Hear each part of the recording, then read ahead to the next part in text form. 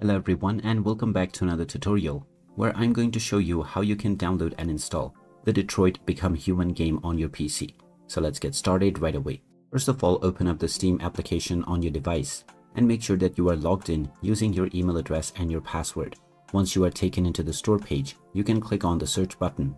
And now just type in Detroit Become Human to begin your search. Once you find the game, just click on it and then enter your date of birth to confirm your age. You can now check out the game trailer and the reviews as well. You also have the option to play the demo before purchasing the full game. Now underneath you can find the various different bundles. So just click on the Add to Cart button alongside the version that you wish to buy. After that, just click on View My Cart and then continue towards the payment.